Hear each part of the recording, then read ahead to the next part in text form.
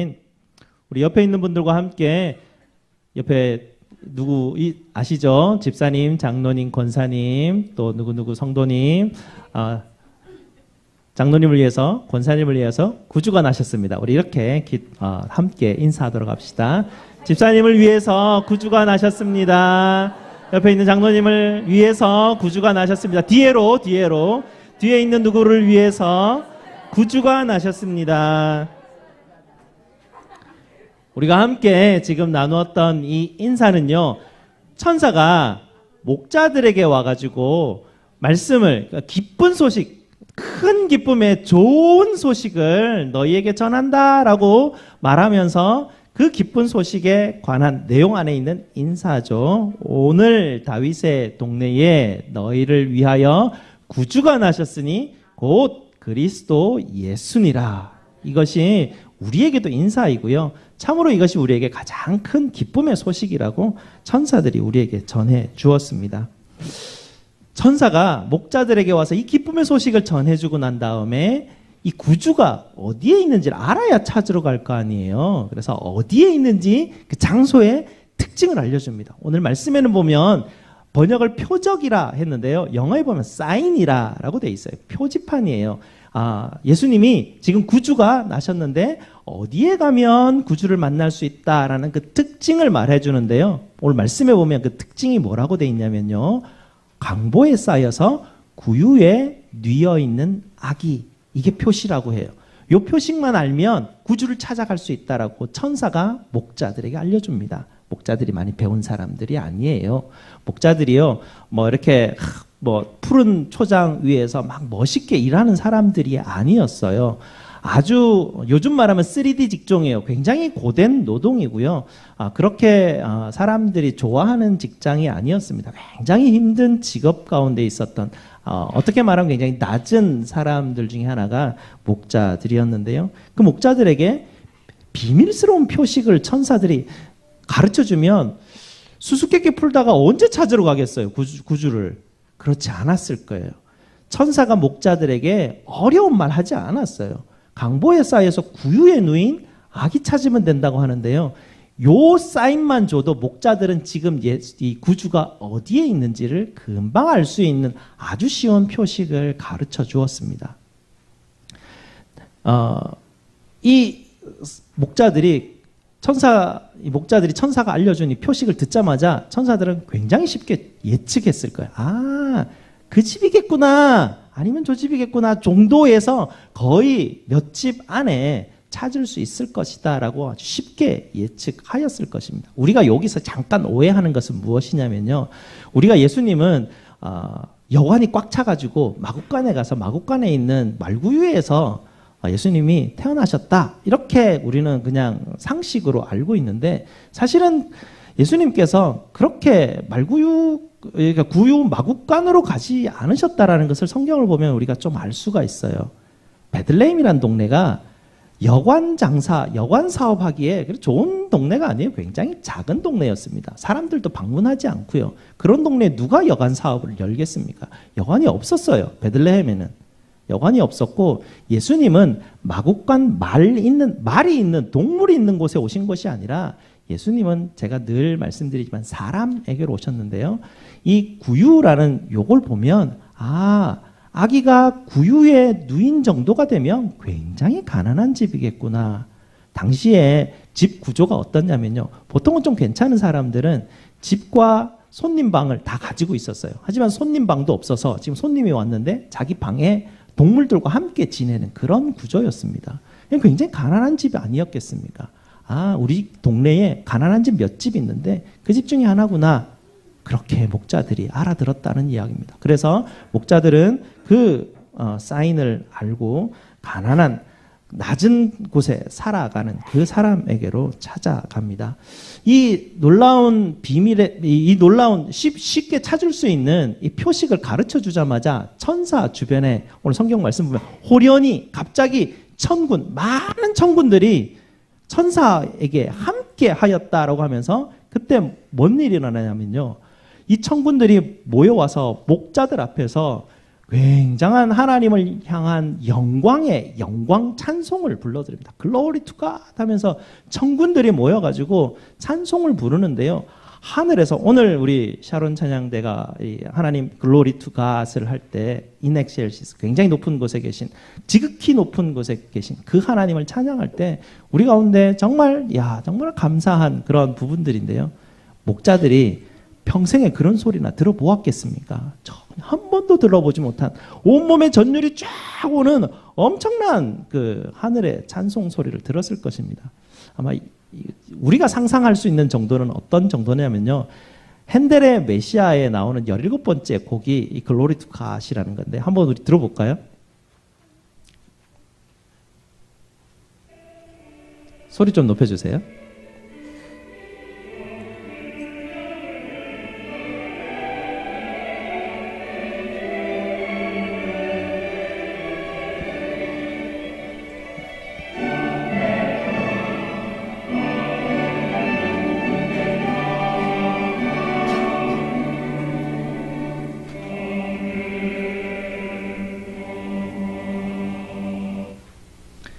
이 하늘의 영광 땅의 평화라고 노래하는 이 엄청난 그 소식을 하늘의 천군이 하늘을 울리면서 들리는 소리인데요. 엄청난 그 장엄함이 있었을 것이에요. 핸델의 메시아 정도만 들어도 우리는 정말 전율감을 가지면서 다 왕조차도 다 일어나서 하나님을 찬양할 수밖에 없는 그런 그 소리지만 하늘의 천군 천사가 들려주었던 그 찬송 소리가 얼마나 대단했을지 상상할 수가 없을 것 같아요. 정말 이 목자들에게 있어서는 엄청난 일을 경험하는 것은 왕과 대제사장도 한 번도 들어보지 못한 하늘의 천군들이 행하는 엄청난 이 천군들이 하는 이 찬송 소리가 바로 요 시간에 들렸다라고 오늘 본문이 말씀하고 있죠. 오늘 본문 말씀을 자세히 보게 되면요. 두 가지 대조가 일어나게 됩니다. 구주가 구유에 나시고요. 목자들에게 천군들이 나타나요. 두 가지의 대조되는 그런 어떤 그 이야기 가운데 대조를 이루는 부분들을 자세히 살펴보면 오늘 말씀이 우리에게 뭘 주고자 하는 것인지 이 이야기가 우리에게 알려주고자 하는 것이 무엇인지 알 수가 있습니다. 구주가 왕궁에 태어났다. 구주가 예루살렘 성전에 뉘어 계신다. 이렇게 하면 굉장히 합이 맞아요. 잘 어울려요. 하지만 구주가 구유에 뉘어 계신다라고 하면 참 이해할 수 없구나. 왜 그 지극히 높으신 왕이신 구세주 그분께서 왜 가장 낮은 곳에 가셨을까? 굉장히 의문점이 들 수밖에 없는 부분이 오늘 이야기에 들어가 있고요. 저 높은 천군들이 목자들 앞에서 하나님을 향하는 찬송을 불렸다라는 것도 좀 어울리지가 않아요. 왕들 앞에서, 대제사장들 앞에서, 굉장히 신앙이 좋은 분들 앞에서 하늘의 천군 찬양대가 하나님 앞에 드리는 찬송 소리를 들려주었다면 이해가 되는데 목자들, 가장 비천한 직업을 가지고 있는 이 사람들 앞에 나와서 찬송을 드렸다라는 것이 오늘의 메시지 가운데, 오늘 말씀 가운데 우리가 참 이해할 수 없는, 하지만 이 장엄한 소리를 듣고 있었던 이 목자들은 오감을 통해서 정말 전율감을 느끼면서 와, 하나님의 나라가 열리는구나라는 것을 맛보았을 것이에요. 귀로 들었죠. 눈으로 보고 있죠. 아마 하늘의 냄새가 막 났을 거예요. 만져보기도 했겠죠. 그 어떤 오감들을 통해서 정말 실제적으로 하늘이 열리고 구세주가 오셨구나라는 그것을 보여주면서 그 시간에 구주가 구유에 뉘어 있음 또한 목자들에게 보게 하시는 사건이 오늘의 사건입니다. 목자들이 구유에 갔을 때 목자들은 굉장히 친근감이 느껴지죠. 자기들과 같이 비천한 장소예요. 자기들이 찾아가도 아무도 오지 말라고 하지 못할 장소가 구유가 있는 그 장소예요. 가난한 집이었어요. 가난한 집에 문을 두드리면 그 집은 밖에 누가 왔어요 이렇게 말할 수 누군지 그걸 묻지도 않는, 그렇게 쉽게 들어갈 수 있는 그곳에 구주가 오시고 구유에 뉘었다라는 것을 보게 됩니다. 목자들이 자기들과 같이 천한 구유에 보배이신 예수님께서 담겨 있는 것을 보면서 우리 가운데 정말 보배이신 예수님께서 오셨구나라는 것을 그들은 온몸으로 아마 체험하며 알았을 것입니다. 구주께서 이 구유에 담기신 모습을 보면서 정말 왕께서 우리를 정말 엄청나게 지극히 사랑하시는구나 라는 것을 이 목자들은 알게 됩니다. 특별히 성경에는 보면요, 사람들이 살아가는 인생을 질그릇에 비유하게 됩니다. 왜냐하면 질그릇이 깨지기 쉽잖아요. 우리 인생이 그렇잖아요. 점점점 낡아가잖아요. 그리고 나중에는 그냥 으스러지고 부서지고 없어져 버리는 질그릇과 같은 그것이 인생이라고 성경은 비유하고 있습니다. 이런 질그릇 같은 인생 가운데 보배가 담겨 있다라고 성경은 또 우리에게 말씀을 가르쳐 주고 있죠. 바로 구유에 나신 구주께서 질그릇 가운데 있는 우리에게 보배로 담겨 있는 이 그림을 성경은 우리에게 계속해서 가르쳐주고 반복해서 생각나게 합니다.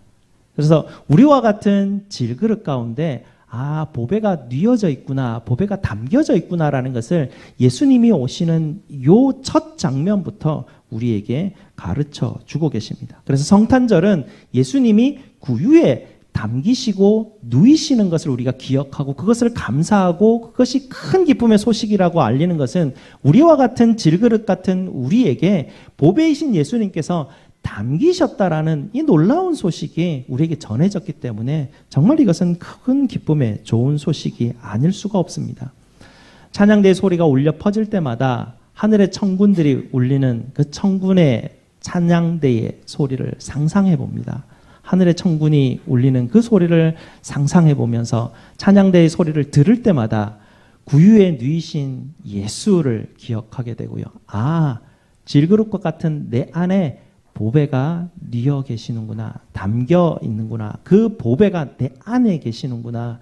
하나님께서 이렇게 우리에게 오감을 통해서 정말 그 소리를 통해서 빛을 통해서 천군들을 통해서 냄새를 통해서 예수님께서 우리 안에 정말 함께 담겨 계신다라는 질그릇과 같은 우리 안에 보배가 정말 담겨 계신다라고 하는 정말 강력한 그 이미지를 우리에게 이 또한 가르쳐 주고 계십니다. 이것은 우리에게 정말 귀한 것이고요. 삶을 살아가는 동안 우리가 낙심할 때가 있지 않습니까? 어려울 때가 있지 않습니까? 포기하고 싶을 때가 있지만 그러지 못하는 것은 무엇이냐면 우리 안에 보배가 뉘어 있다라는 이 큰 기쁨의 소식을 우리는 듣고 알기 때문에 그렇습니다. 그래서 이 땅 삶을 살아가면서 여러분들이 구주가 나셨습니다. 나를 위해 구주가 나셨습니다. 나를 위해 질그릇과 같은 나를 위해 보배가 내 안에 담겨 계십니다. 내 안에 거하십니다. 내 안에 계십니다. 라는 것을 확신하도록 주님께서 우리에게 또 이 기쁨의 좋은 성탄의 이 메시지를 우리에게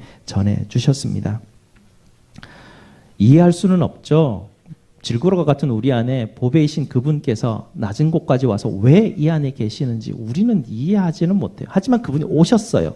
오셨다라는 명확한 사실이 없어지지가 않아요. 우리 안에 계셔요. 그 계시는 그분을 우리는 믿음이라는 것으로 머리로는 이해할 수가 없어요. 믿음으로 내 안에 계시는구나라는 것을 계속해서 확신할 때 거룩한 상상력을 가지고 주님이 내 안에 계시는구나. 내 안에 빛 대신 보배이신 예수님이 항상 내 안에 계시는구나. 이제는 구유 같은 내 안에서 나가시지 않고 구유 안, 내 같은 구유 같은 나 안에 계시는구나. 그래서 그분이 내 안에 계심을 여러분이 머릿속에서 계속 정말 깊이 내 안에 예수가 계시는구나 라는 것을 깊이 묵상하면 묵상할수록 예수의 말씀을 따라가게 됩니다. 예수께서 만났던 사람들에게 관심을 가지게 되고요. 낮은 사람들에게 겸손하게 사랑하는 마음으로 가게 되고 우리가 낙심하게 되고 포기하고 싶을 때마다 내 안에 빛이신 예수님이 힘주셔. 걱정하지 말고 가라고 하셔. 낙심하지 말아야지. 내 안에 예수님이 계시는데 그러니까 성경은 우리에게 낙심하지 말라 이렇게 권면해 주시는 것이죠. 우리를 위해 구유에 나신 그리스도께서 저와 여러분의 보배 되시기를 축복드립니다. 기도하시겠습니다.